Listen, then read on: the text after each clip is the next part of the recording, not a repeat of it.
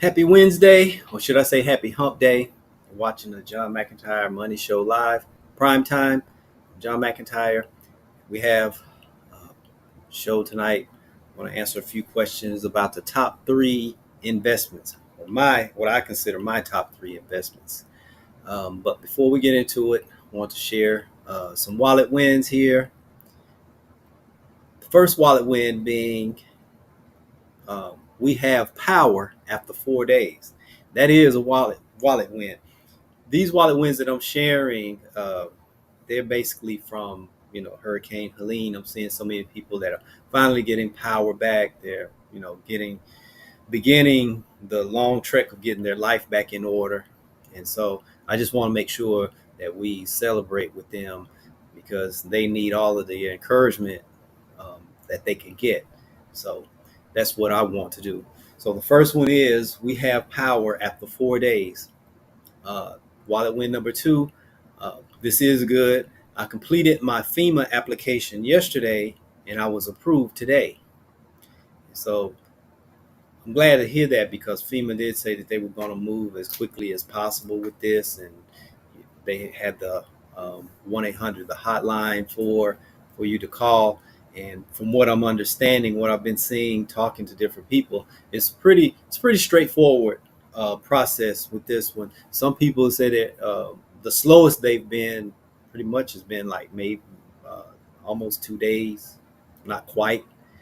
If you have answered the questions, pretty straightforward up front. There's only a few prove who you are and prove you live at the particular address.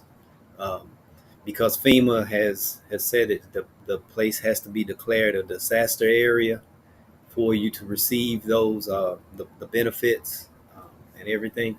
And so it once they prove that you do live there, and it was like pretty much they go online, check it, and they see approved, pending, or there may be you may apply for 3 or 4 different things, and so you may see you've been approved for number one, but maybe 2, 3, and 4 are still pending.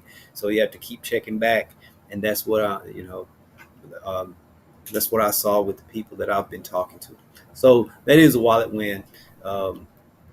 Because these wallet wins, you go without power, you lose your food, you lose other things. Um, so you see how this can really add up. So wallet win number three, want to show my gratitude for the kind people who brought food and clothing to our families. So yep, that's a wallet win there. Because like I say, people lost a lot of things. They're going to have to make some serious purchases coming out of this. The part that insurance doesn't cover, you pretty much have to foot that bill yourself.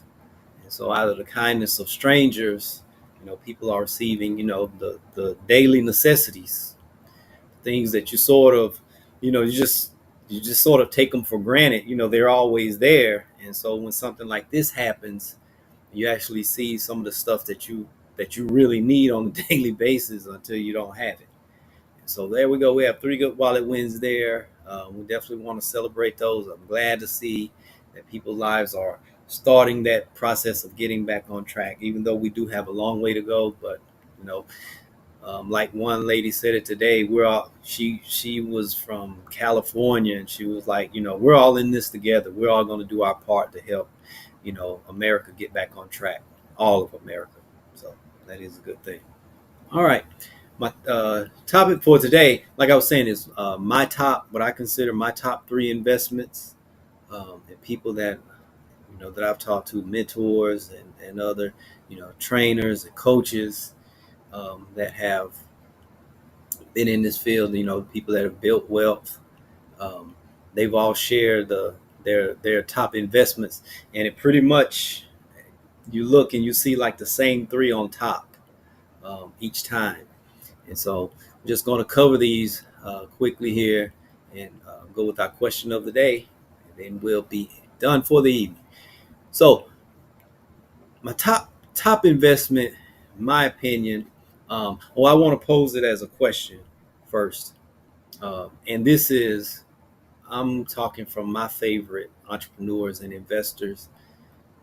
If which let me name them. Tyler Perry's one, Oprah, Richard Branson of the Virgin Companies, the founder of the Virgin Group, and Warren Buffett, who's considered, the greatest investor in history.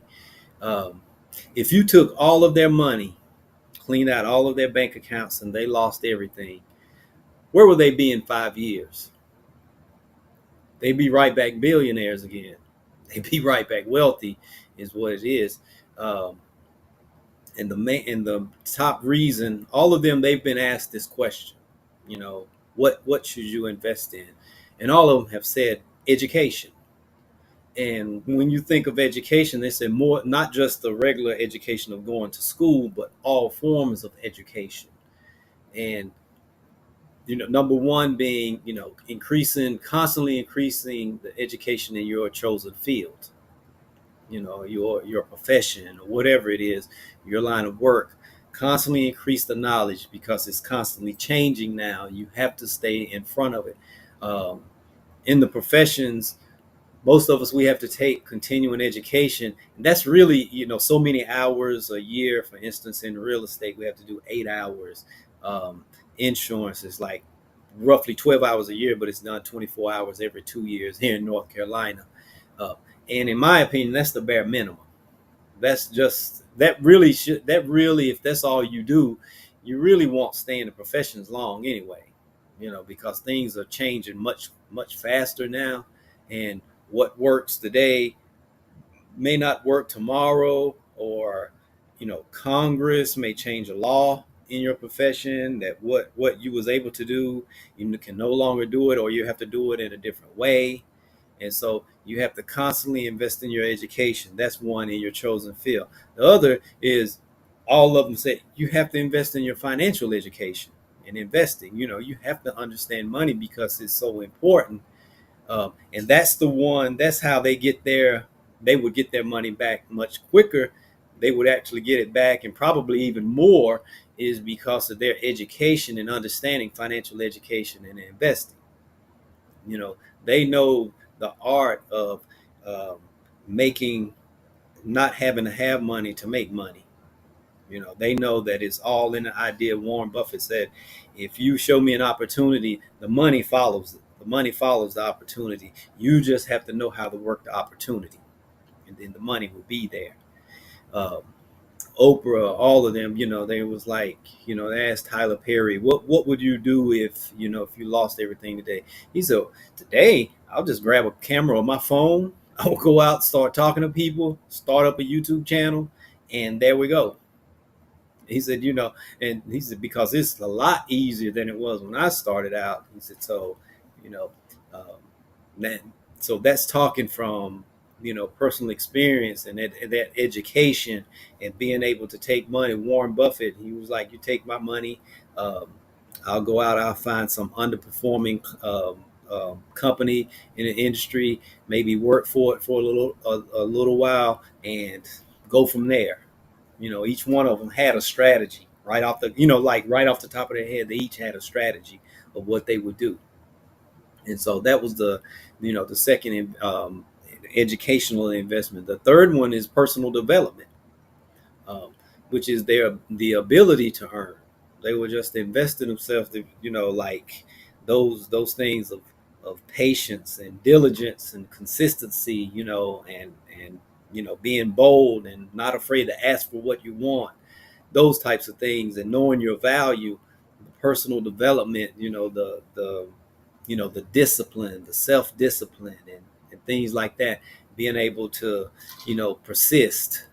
Uh, those types of investments are the best investments, because a person who doesn't have a lot of personal development, no matter how much money you give them, they're going to lose it to the person with a lot of personal development and investing knowledge and business knowledge and money knowledge. They're gonna eventually get it back, because that's usually, the rich get richer because they know how to get rich. Poor get poor because they do things that keep them poor. And that's, they're consuming and constantly spending all of their money. So the rich knows to provide products and services. The poor buys the products and services. So there you go. You give the poor person $1 million, this wealthy person will end up getting it, not stealing it. They will just end up with it because they're providing something that the poor person with a lot of money wants and will throw money at it. So that's number one. The number one investment, your education. Number two, today it used to be, just a small business, but today they call it side hustle. They would invest in a side hustle. Wouldn't even have to be, full time. Um, and these types of side hustles, they were saying ones where you already have a talent or a skill that you can put to work. Like if you have sales skills, then you can pretty much write your own ticket. Because if you know how to sell, you can sell anything. You just pick the right product or service and sell it. Um, but you start with a talent or skill, something that people would pay for. Um, Say for instance, I like to use my daughter Bella and I. We have this conversation a lot. I was like, "Look, you can swim," and she said, "Well, a lot of people can swim." I said, "But you swim on a competitive level. You do all of the different strokes very well. There's some people out there, they only know how to do one stroke, and that's the dog pedal." And so they want to learn how to swim much better because they want to use it for exercise purposes, or they're just out with friends or whatever, family, and they just want to be able to swim. Uh, you could easily pass out a card or a flyer, swim lessons, and if you do it enough in a month, you would be booked solid, because there are a lot of people. I said, but then especially if you went after a particular niche market. Just say you went after women 50 years and older. Maybe they swam early in life and they got away from it and they want to get back into the pool, but they're a little rusty. And so I said, that's probably where you would make the most money. I said, or you would go down to the little babies, and then these people, they want their baby to be taught how to swim, and water safety and everything. That group would spend a lot, or if you go to the one-on-one with the wealthier people that's willing to pay. There's some people out there, you come to their house, give them private lesson for an hour. That's $150 an hour, because it's private and they want things private and they're willing to pay premium, and you have the skill. You are a competitive swimmer, so they're willing. That's like premium now, you know and she didn't really, once she thought about it, she was like, wow. I said, then you go into selling, the younger generation, they call it swag. You selling your swag. They don't know what equipment they may need to help with being a better swimmer. So you have some products on Amazon listed, and they can go and order them, or you bring them to them. There you go. And I said, without having to learn anything new except business. That's all. How to sell it. You're a good communicator. You already have that great skill. You have a skill of communication, and you have a skill of swimming, a very specialized skill. There you go. And I said, she was like, wow, okay. I said, so all you would have to focus on is increasing your business skills. And that's what mom and dad would help you with. So that's what a side hustle. And the reason why I say side hustle, and maybe, sometimes it may be you want to diversify your income streams, for number one. Number two, most people think of just going to get maybe a part-time job or something like that. If it's if you're going to learn a lot from it, sure. But having your own business is different, because it's like all of these tax write-offs you get. You just get some other benefits. It accelerates wealth building. um, it's a personal development thing. You're going from, you may be working over here, you may be an employee, but on the side you're developing your business skills, and you're becoming an entrepreneur. And then you get the confidence, the way you see, my side hustle is making more than my actual job, and it's time to make that jump. And then it's not such a big thing, because you already know what you're doing and you have the confidence. I heard a coach. She's a high level entrepreneur and wealth coach, and she was like, she always tell people, if they're making half of their salary with their side hustle, it's time to quit, because the side hustle has shown you that you're just giving it half the time. You give it full time, it's going to pay you way more than you're making at your job. It's just a matter of confidence, just having the confidence and the belief to do it. And so that's why, side hustle is number two. Investing in your own business, even if you make a good income. There are doctors out there, they make plenty of money. Some doctors, they're making some, but they're still developing products and consulting, doing online type things, creating online guides and programs, niche and very focused programs for people. For instance, um, speakers and leadership coaches. They're creating, online things that people can just buy and follow it at their own, and it's passive income. There are teachers out there. Some people say teachers are, lowest paid, which is true. They should be paid more. They should be one of the highest paid professions. But there are some teachers out there that's making seven figures passively. They wrote a teaching guide, put it online, and it's being downloaded all the time. The one gentleman, I met him on a coaching call years ago. It was before the pandemic. He was teaching inner city kids, and he wrote his manual. It's like $3.99, and his the first 24 hours he put it on there, it was like downloaded like 2,500 times. And then over the year, he finished up the year in the mid six figures, and he said it's not who I thought it was going to be. He said it was actually some of these areas of the United States that one time didn't have inner city kids and things like that, and now they're there, and the teachers are having to learn how to teach them because they learn differently, and they have certain issues they have never seen before, and this manual was helping them, and they would download, and he was like, it's like 2 o'clock in the morning, this thing is being bought.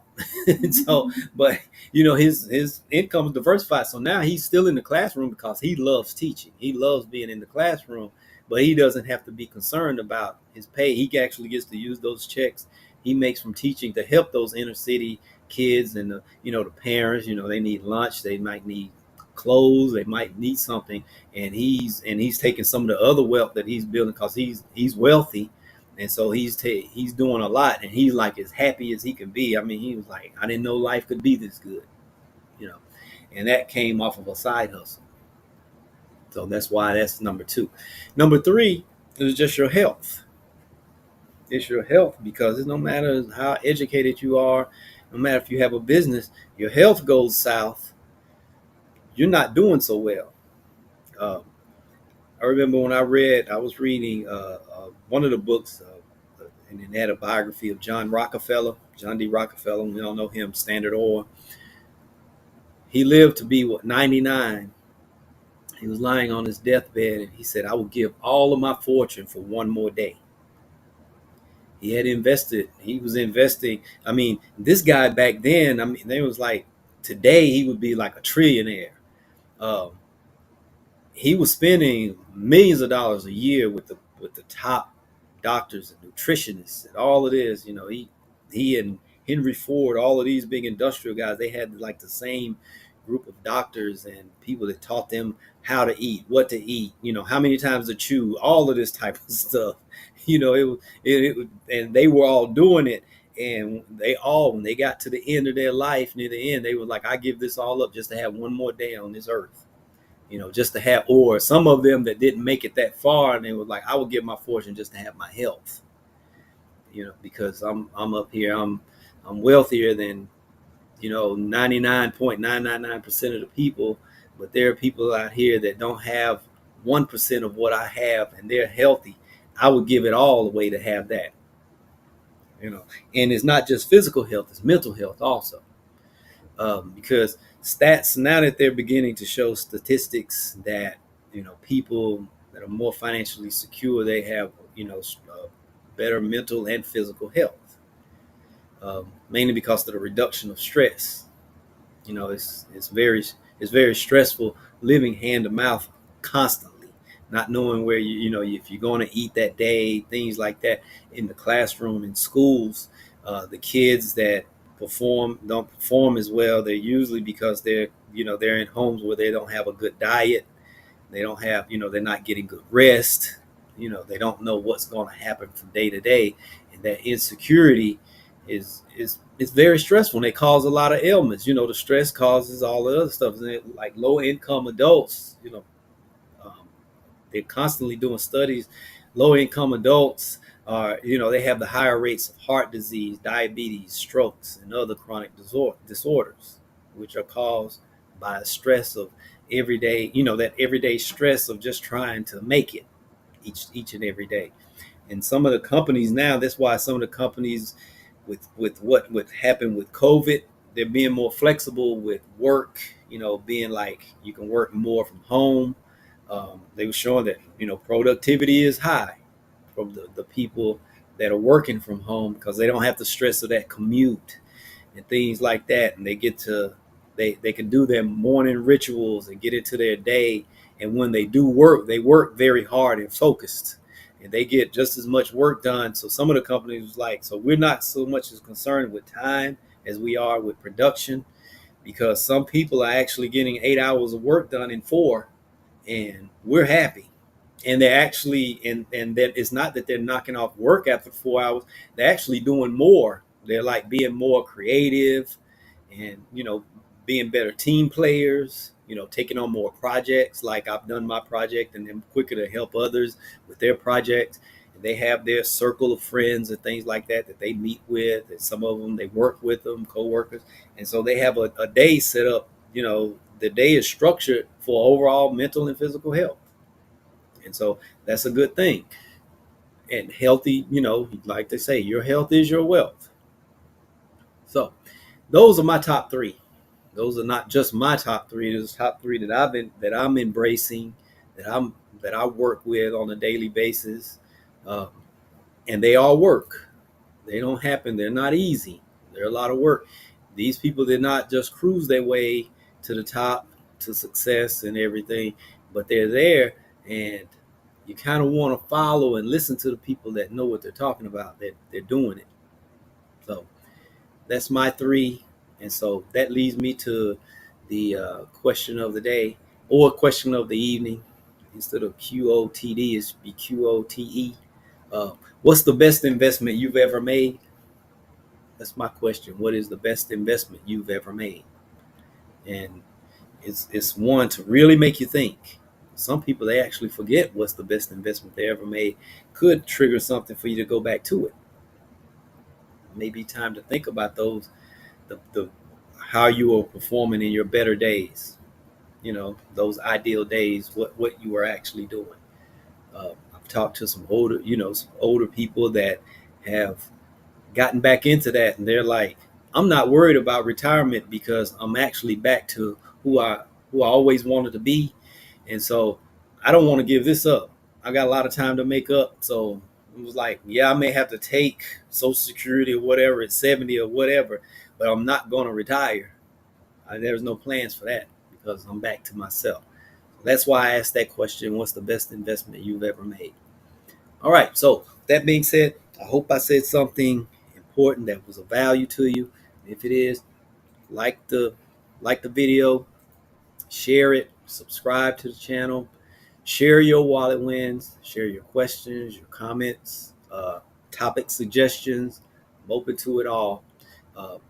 And that being said, I'm signing off. So I will see you tomorrow, same time, same channels. Have a good evening.